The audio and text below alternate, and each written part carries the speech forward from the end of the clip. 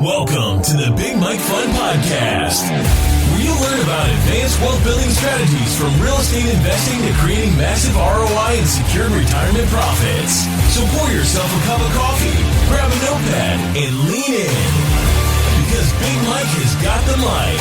Starting now. Welcome to the Big Mike Fun Podcast. I'm the Big Mike. Mike Zlotnik, and today it is my pleasure and a privilege to welcome Chad Ackerman from Left Field Investors. Hi, Chad.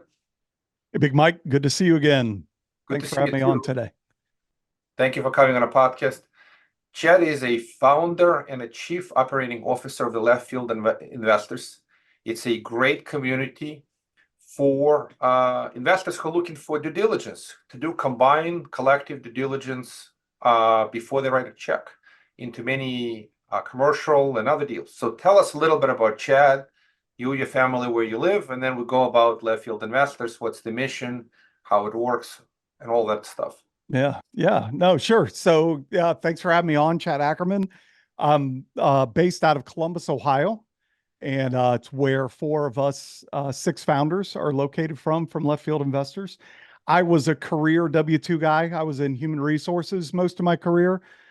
Compensation was my focus, and mostly on sales compensation plans. So a lot of analytical work, a lot of, analysis, spreadsheets, all those kind of things were my friends. So that's what helped me translate into the investing world that I live in today. But I got started in the investing side because I changed jobs. I ended up with a lot of dashboard time.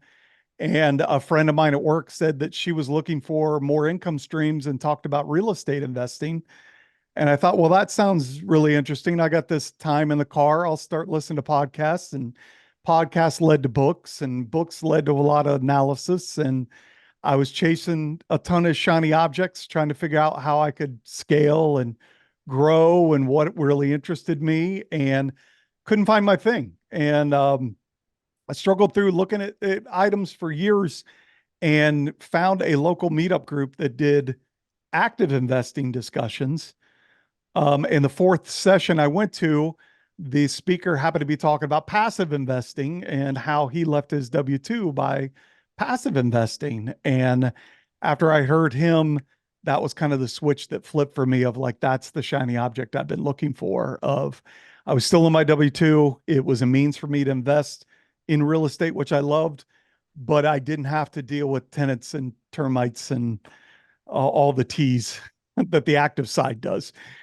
So it clicked with me, and I liked it a lot. I invested in a couple things, started in 2019 with my first investments, liked it. I actually liquidated my 401k, and I took the penalties, paid the tax, and moved it all over because I thought I was young enough I could do more with that money in real estate than I could waiting 15 more years until I turned 65 to start using it tax-free, or at a penalty-free, I should say.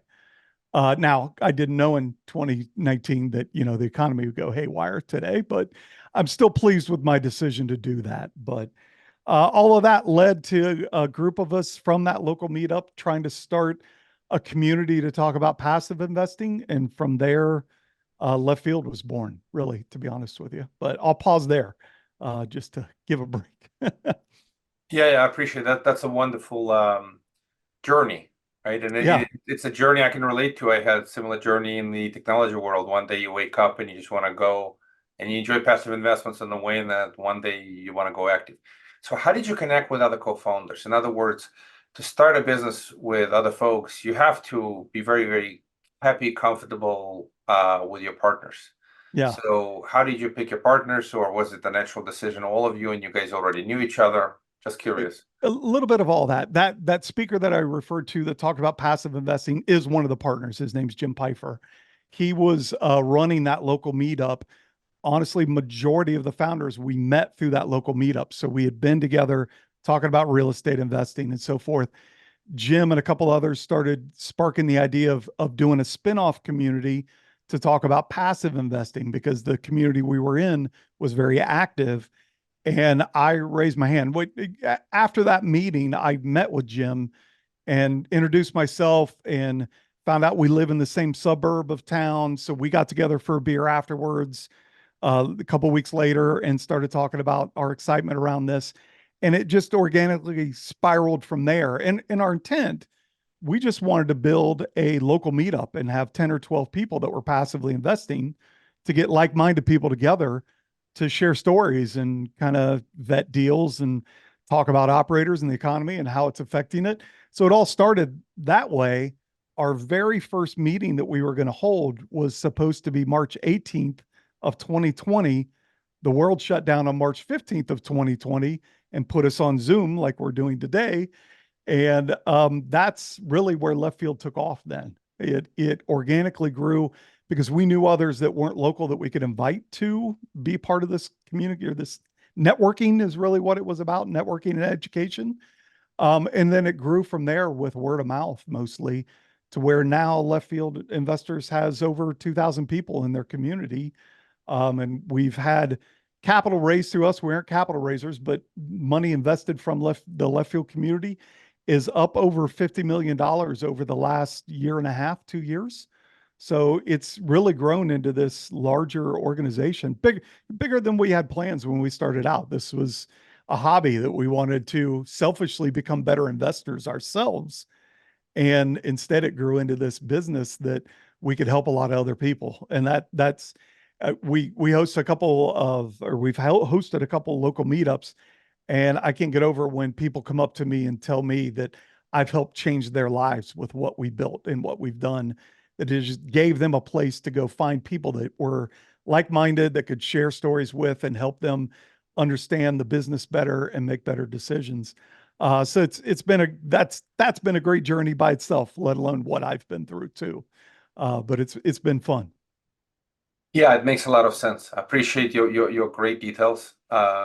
So sometimes great communities or great businesses are born with a small idea, and kind of, I guess, COVID disrupted you, and at the same time gave you a boost. But Absolutely. let's talk a little bit more about how the community functions, because it's a very powerful community. We certainly are part of many passive investor communities, and to me, again, as a fund manager and a podcaster, communities like yours are a great friend. So we absolutely love interacting and working within the community like yours, because it's difficult to find many like-minded investors, passive investors, who are focused on good due diligence, deep due diligence, finding the right folks to invest with, and then ultimately writing a check. Yeah. So how does the community work? How do you bring in, let's just call them the movers and shakers, the funds or the operators or folks who do deals or have funds, and how do you do due diligence on them? Or is it a collective due diligence by many members versus you hire a third party special firm that does due diligence, which I don't think you're doing. It would be Correct. Very complicated. You would be now in the investment banking business. It'd be a very different environment where folks have to do their own due diligence. Just curious, just tell us a little bit about how the community functions. Yeah, no, great question. We definitely designed Left Field Investors to be a do-it-yourself kind of community for the limited partner investor. So we built it with the limited partner investor in mind. We built it how we would like to see a community operate, that it's there. We as founders are not, we disclaim this everywhere. We don't vet operators. We don't vet deals. We play more of a middleman role, almost, is how I like to describe it, that we have a community of limited partner investors that are looking for information. We meet new operators, veteran operators, every day. We have a group of preferred partners, as we call them, that are operators that we really like to work with, but we don't vet those operators. We tell the community, do it yourself. Here are some tools to help you vet, but it's on you. We aren't doing any kind of advising around this, which really gives us a lot of freedom, a lot of flexibility to bring anybody into the community, as long as the operator didn't seem like they would be a fraud or, something we wouldn't want to introduce to the community. It really opens the door. And then what has happened, again, organically inside the community, is there is community vetting that goes on around deals and operators. We have a forum, and in the forum, there's a lot of chatter around operators, deals, the economy, what's next, what life insurance, you name it, tools, whatever it is, that helps educate the fellow limited partner that's in the community on making decisions around themselves. We've always said because we aren't capital raisers, we don't really know what our LPs are looking for. We aren't financial advisors for them. So we don't know that they want a self-storage unit in Indianapolis. We don't have any specifics like that. So I view our job as leaders of left field is to bring as much diversity to the crowd so that they can pick and choose what they do want to get involved in. So I love finding new operators, new asset classes that we can introduce because we don't know who's trying to round out their portfolio with something different that we could find for them or help find for them and bring in to let them decide for themselves what they want to do. And then while we're bringing in those new operators and new asset classes, we get a lot of experienced, tried and true, well-known, liked and trusted operators that come in as well when they have a new fund or a new asset available. So we get this mix of maybe people you haven't heard of and then the hitters that you have, by all means. Yeah, I appreciate the explanation. Most of communities similar to yours, they are focused on networking and education, right? Ultimately, yes. That's what you do. You're not investment vetting and investment advice business is a very dangerous business and very difficult business. And people who play in that space is very different from most of, you need great expertise and there's potential liability and responsibility related to picking and choosing kind of people who come into the community or not. But at the same time, you got to be gatekeepers because there are shysters and idiots out there. I've talked about this many times on my podcast, etc. There are great operators, honest operators. Sometimes the market is tough. Like you said, you started the whole conversation. This market beaten up some of the great operators. It's unfortunate and difficult when the Fed hiked rate, they're hurting a lot of commercial deals. But those folks are good and legit. And there are out there comedians who are just trying to take advantage of communities. And you have to have reasonable, I don't know, call it vetting process, at least to decide who is worth introducing to the community or not. So I don't know, any quick comments on this? And then the other quick question is, what kind of tools do you give investors to help do collective vetting? Or because it's a lot of these folks are non-professionals. So you can educate them best practices, but it's difficult for one individual to do all the due diligence. Just curious, what tools, how do you give them, how do you help them? Well, in the biggest asset I think we offer the limited partner is the forum itself, actually, because you have veterans in there that have been doing this for years. You have newer people. I love the newer investors that are in here because they ask the questions that a lot of people won't ask because they're kind of feel like they should know the answer already. So that to me is always the biggest place I point limited partner members of our community towards is go in, ask the questions, get the feedback, and make your decisions off of that. But beyond that, we do offer some tools. We have a list of sponsors to help people get started of just here are, I think there's about 50 or so operators that we have on a list just to give them names and numbers to start out with and what asset classes they're in, what their fee structures are like, how long they've been in the business, something to give them. It's a big, open, vast, scary area when you first walk into it. So we wanted to give them some place to start. And then we also have a tool that is a list of our top questions that we've come up with to ask a operator to vet about their deal, about themselves, about their business, reach out to resources or references from them and questions for those. So we give you a list of questions as well to help you know what to talk to an operator about. And then we also have a deal analyzer tool that we built that you can plug in information from the PPM and the marketing material. And we have suggested ranges that these items, these metrics ought to fit into. And we flag things that spark outside of our recommended ranges, not to say that you shouldn't invest in that deal, but it gives you good conversation to have with the operator then to say, hey, I've been told that these fees are usually in this range and yours is outside of. Why is that? Can you explain it? And that helps vet the operator a little bit more as well to see how they respond to that kind of question. So that tool kind of gives you in range, out of range, and then gives you questions to ask. And then the final tool, we just rolled this out actually in the last month or so. We built kind of a, call it a Yelp for sponsors, to allow our members to rate and summarize feedback on sponsors to help people kind of look at who's well thought of in the community, who's got good ratings. There's 4 or 5 different questions that we ask them to star 1 through 5 on. And then there's a free form section where you could type a message about them. That is just rolled out, but is getting great feedback on it. We've been trying to get to this for a couple years. So we're excited that it's finally coming to fruition and getting out there. Now we just got to get people in to populate it. So we've got some good feedback in there. But all of those we built to try to help that limited partner look at a deal, look at an operator, and judge whether they want to make that decision or not. Thank you, Chad. Yeah, I'll just add a couple of comments on what you just described. So the Yelp is pretty cool. Just listening to this. Yeah. It just needs to be also what I call it, hopefully a little bit dynamic. My wife is optometrist, and I've seen funny comments from non-patients. We've actually seen this. Oh, It's crazy how yeah. people come in and they don't like you, or they want to put a bad mark on you. And we've had these discussions, and you try to remove a Google review or a Yelp review, and it's hard. Good luck. So my Right, feedback yeah. to you, just make sure you have a No, good that's good. mechanism. We do That put a if a pause rating on comes in, you have an opportunity for the sponsor to respond and understand what's happening. exactly. Obviously, 5 stars is wonderful. When you get a 1 star, was it somebody who had a bad day, just have nothing better to do than a rough Exactly. review? Yeah, That's we my do first we quick do put comment. a pause on anything that is submitted so we can review it first, to kind of eyeball, is this an outlier? Does this feel like it's not really on par?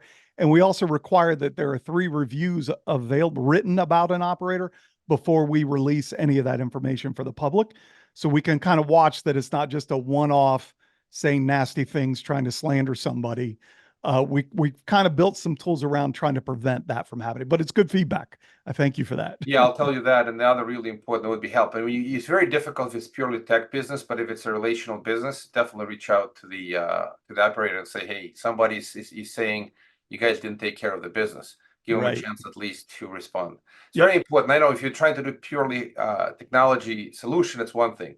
But if it's a more relational community, like, you got to have the interaction. Yep. Nope. And then That's the fair. other quick comment I had, I really like that you guys have.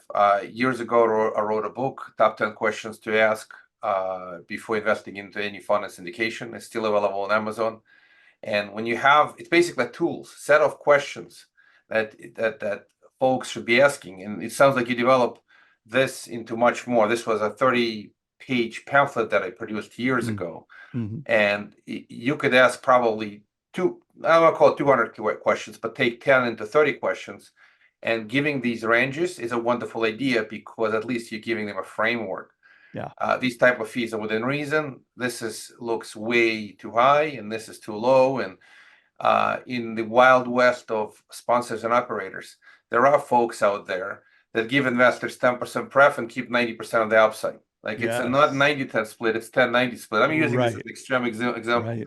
So you got to give them some ranges. Listen, 8 pref with 70-30 over 8 is reasonable. If you have the reverse, why is it in this direction? Who is taking the risk? Who is getting the reward? So basic common sense like this is very powerful, because ultimately, I can tell you this, as a fund manager, we operate funds. We believe in institutional quality terms and institutional quality waterfall. But when you have communities that folks that make it look pretty, and they have what I call the mom and pop terms, they're not being fair to investors. So educated, empowered investors, what we want, because successful, ultimately, the good shops will get their attention sooner or later. And then let's just call them mom and pop or fly by or not good operators, ultimately will kind of just disappear. So having a community with the right tools is hugely helpful. That's my quick comment. Absolutely. No, and we encourage people to be a part of multiple communities. By all means, the more information you can get, the better decisions you're going to make. We have a community we think is doing pretty well, but we know there are other communities that are very valuable out there as well, that we tell people all the time, don't just join one, join multiple, because you're going to gain that much more knowledge out of all that info share that's out there. But hopefully what we've built is worthwhile to people as they go through as well. Well, I'll tell you this. There are a number of communities, but this finite number of hours and minutes. And Agreed. folks, Yep. if they get to like and trust your community, just like there are bigger pockets, there are other private forums, 506 group, etc., and your community. You wind up working within whatever community fits you most. That's kind of my observation. I do think we've built a culture that people seem to gravitate towards more than some of those other communities, which we're very proud of. I think it's because of how we created Left Field, that it was a hobby with trying to be a local chapter meetup kind of thing. And it grew into this business that we protected the culture as we built the business because we knew that was valuable. It was valuable to us.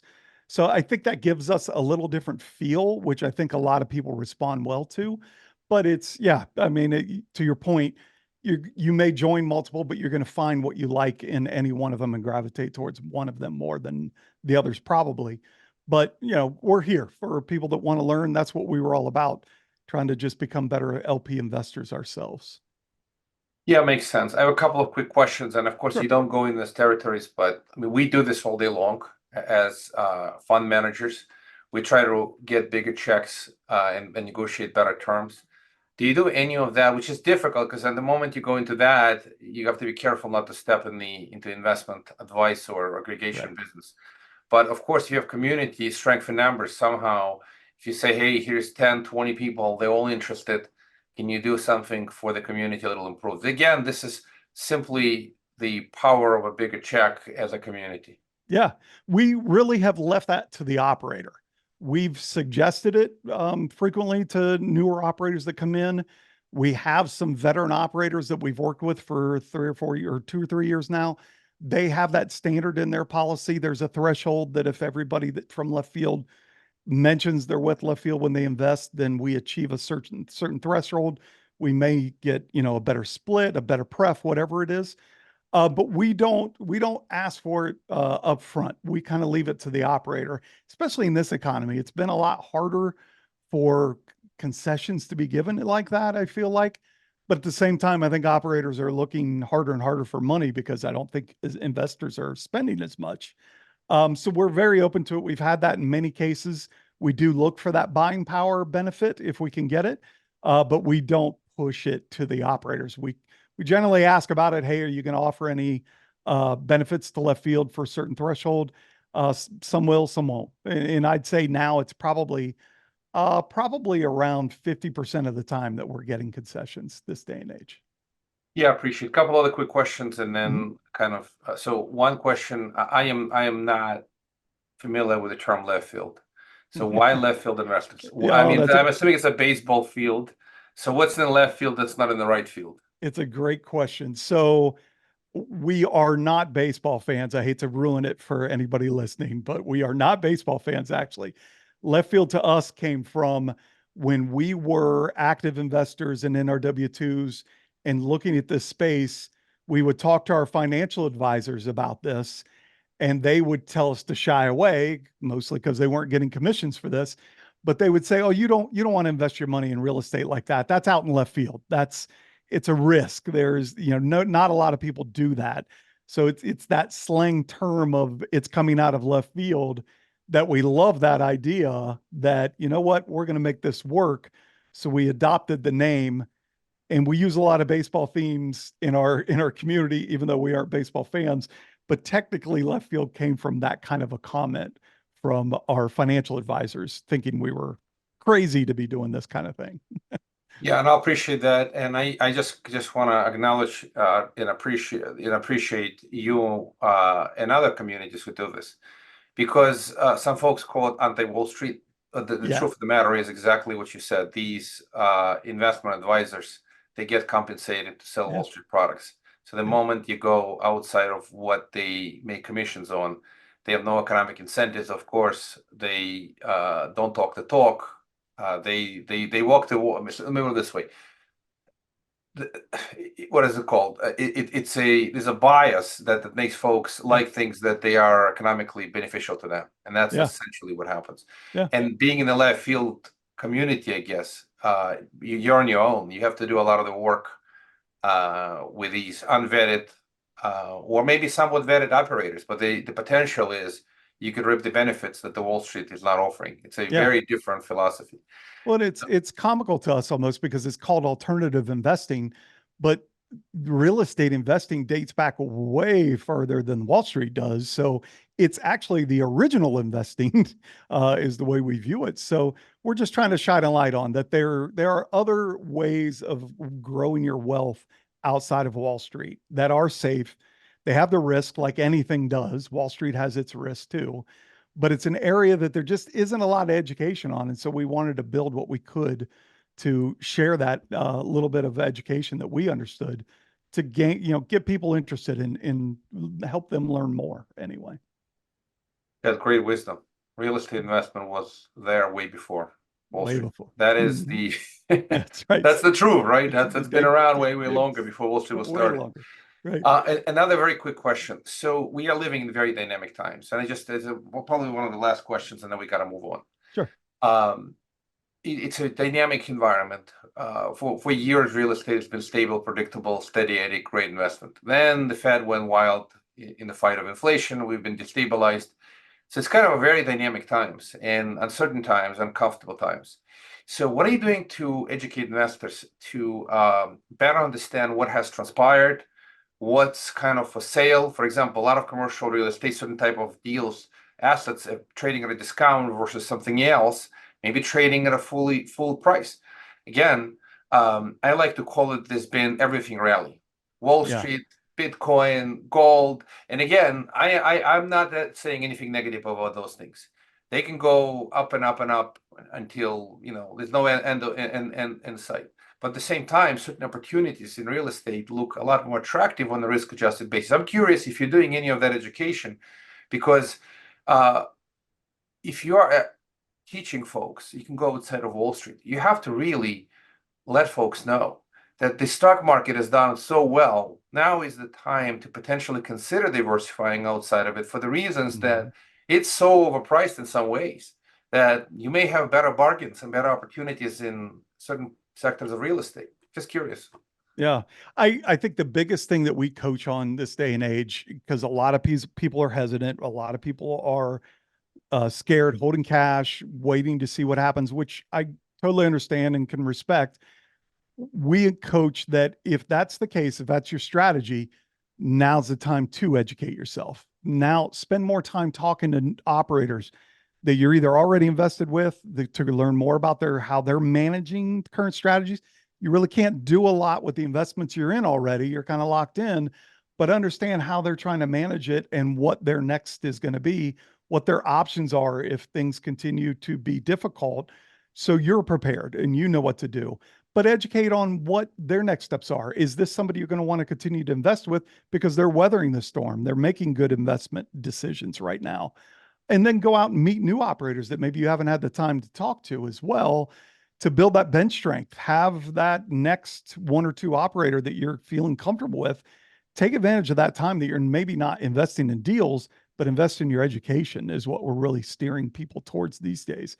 But from a deal perspective, Pref Equity is still getting, I know you and I talked about this on our podcast, Pref Equity is getting a ton of attention, which I think is smart, on that shorter term, higher in the capital stack, a little more protected money, if you will. None of it is, but a little more secure kind of investment. That seems to be catching a lot of attention in our community, that we tell people, look into this, study this area, learn more about Pref Equity, this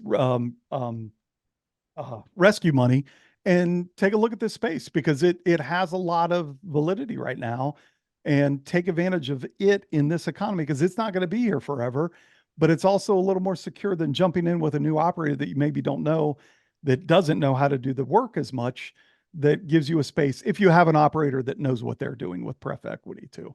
Do your vetting, do your due diligence. But those are kind of the two big things that we seem to be steering people towards, outside of, look at where you might want to store cash. If you want to store cash that is still fairly liquid, but maybe is getting you somewhat of a return, more than your savings account, if you will.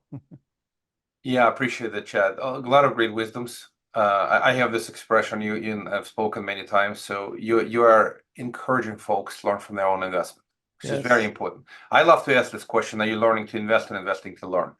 Yeah. Hopefully both, all the Both. time, right? Yeah, that's Because fair. you've invested, now you got to learn from your experience. And then before you make the next investment, you better learn first and then make the investment.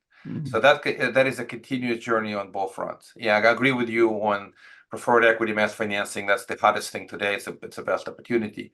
Yeah. And also, what's really important, I look at the past all the time. And past really tells you, of course, a story. Sometimes it's a wonderful book or a wonderful story. But what's the most important thing is to be able to look into the future. And you're not in the game of predicting or projecting or crystal ball type of an exercise, right? Right. It's more of a what lessons can you learn from the past to be able to make your investments better in the future.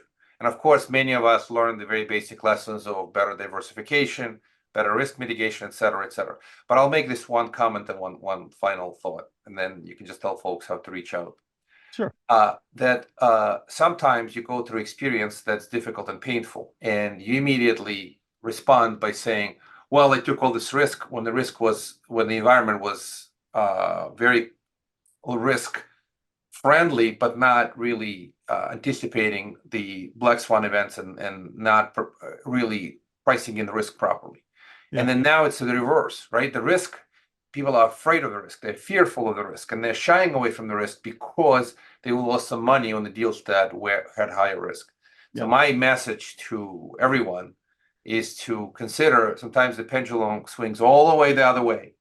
And we may be missing on great opportunities with phenomenal risk-adjusted return when you are completely risk averse just because you took risk somewhere and it didn't work out. Yeah. Just learning from the experience not to go through extremes. But what's final two questions? Do you have a great book recommendation? And how would folks reach out? What's the best way to get a hold of you or just learn more about left field investors? Sure. So one of our founders actually wrote a book for the community. It's called Avoiding Rookie Errors, Investing with Left Field Investors. It's his lessons learned book that he wrote over lessons he's learned over the last 14 years that he's been doing investing. It's great. It's a quick book. It's a quick read. It's short, but it's a great little read just to give people food for thought of things they ought to watch for as they're getting into this space. Forgive me, I forgot what you asked. The next question, how do folks reach out to you? Contact. Yes. Leftfieldinvestors.com, or what's the website? Yeah, leftfieldinvestors.com will work, or you can email me at chad@leftfieldinvestors.com as well. Both will work. Chad, it's been awesome to have you. Appreciate your wisdom, appreciate your sharing. I think it's going to be an awesome episode, and love the progress Left Field is making. I'm a big fan, and you guys rock and roll. Thank you. No, this was great. I really enjoyed talking to you again. So thanks for having me on. Thank you. Thank you for listening to the Big Mike Fund Podcast. To receive your copy of Mike's How to Choose a Smart Real Estate Fund book, head to bigmikefund.com or visit Amazon and type Mike's slot name. Keep listening and keep investing Big Mike style. See you on the next episode.